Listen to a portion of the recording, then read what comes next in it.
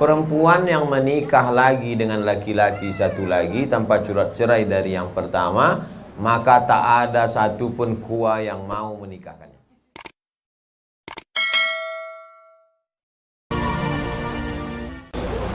Puisi buat UAS, jalan-jalan ke Asahan, singgah sebentar ke Batubara. Alhamdulillah dapat berjumpa dengan tak sesuai ini.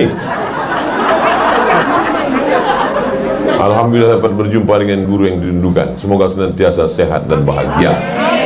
Sesuai kan? Setelah hilang takut, hilang sedih, baru bahagia. Ini apa namanya ini? Tiba-tiba menulis kalimat yang sesuai dengan isi ceramah. Itu namanya firasat. Ittaqu firasatal mu'min fa innahu yanzuru binurillah. Takutlah kamu dengan firasat orang beriman, dia memandang dengan cahaya. Ibu kalau bersih, tulus, memandang dengan cahaya Allah. Dulu guru saya di sekolah cerita begini.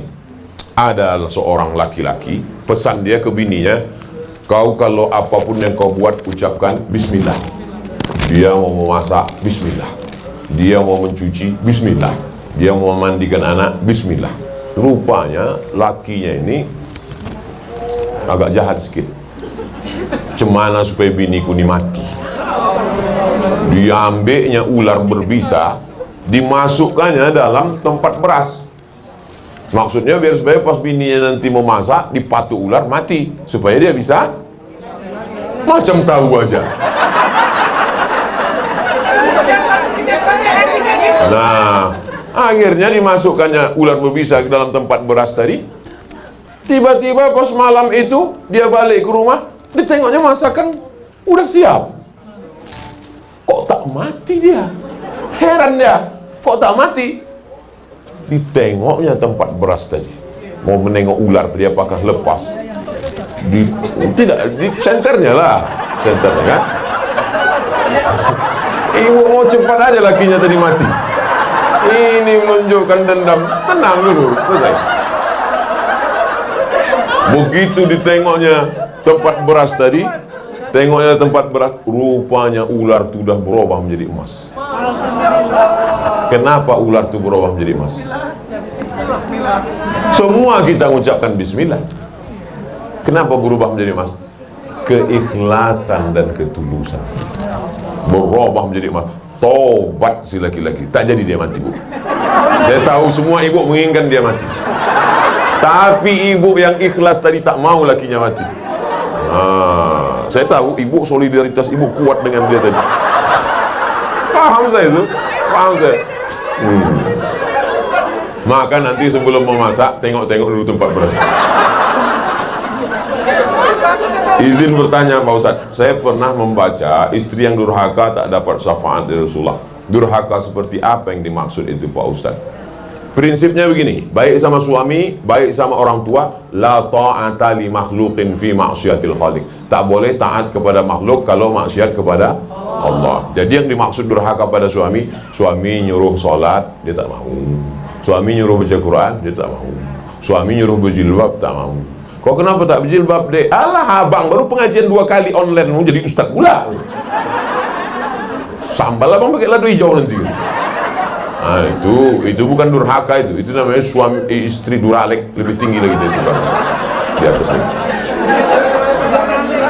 Tak ada orang di Batam ini macam itu. Habis semua udah ditelan-telan ikan laut sana.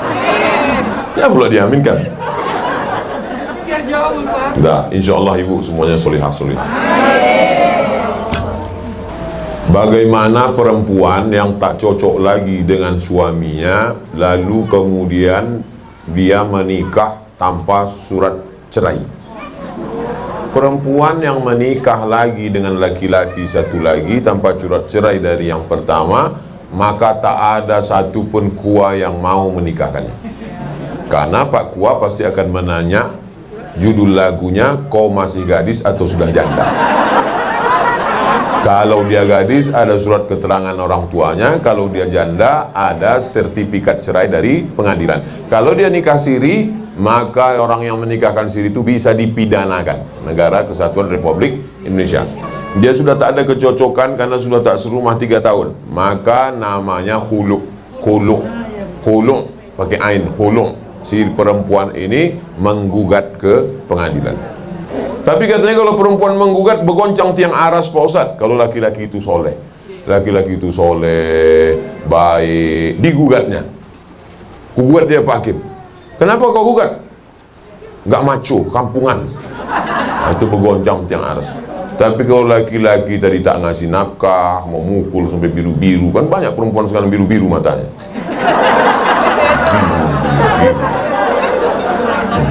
Bibir pula bengkak macam Angelina Jolie, entah ditinju kawan tuh. Nah itu, maka kalau begitu boleh dia menggugat. Nah, prinsipnya kalau tidak melawan Allah Subhanahu wa taala, la ta'ata li makhluqin fi ma'siyatil khaliq. Begitu prosesnya. Setelah keluar sertifikat baru. Kalau tidak, dia bisa digugat di pengadilan. Laki-laki itu bisa masuk penjara, yang menikah pun bisa masuk penjara. Karena kita negara hukum.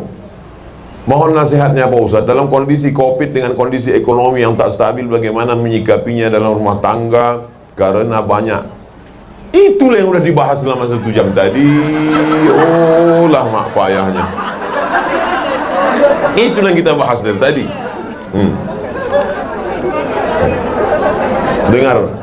Dengar sekali lagi di radioku. Nantikan dengar selalu ceramah para ulama kita melalui radioku Batam 104,7 FM. Like and share. Ini minta doa untuk almarhum. Bedanya kalau ayah emak kita tak kita sebutkan pun untuk binti sampai. Tapi karena ini bukan emak ayah saya, emak ayah bapak ibu, saya sebutkan namanya. Bapak Kamsani bin Haji Hasan, Ibu Aminah binti Anang, Ibu Nursyah binti Kamsani, karena tak ada hubungan nasab.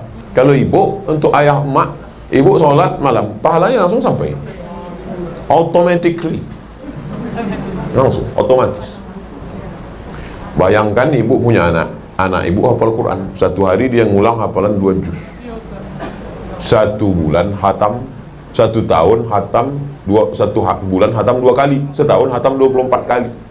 Tiap hari dapat 2 juz sehari. Bertetangga pula sama kubur sebelah yang anaknya penyanyi metal. Dapat Yasin pas mau nyambut Ramadan nih. Itu baca Yasinnya, Yasin cepat tuh lah. Jangan. Beruntunglah anak bapak ibu yang hafal Quran. Ini mohon doa Ustaz anak-anak yang sedang belajar di pondok pesantren. Semoga Allah beri kemudahan dalam thalabul ilmi, diberi ilmu yang bermanfaat.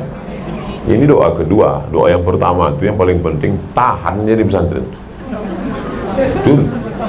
Kalau tak tahan lari dia, lompatnya pagar. Macam saya dulu lari.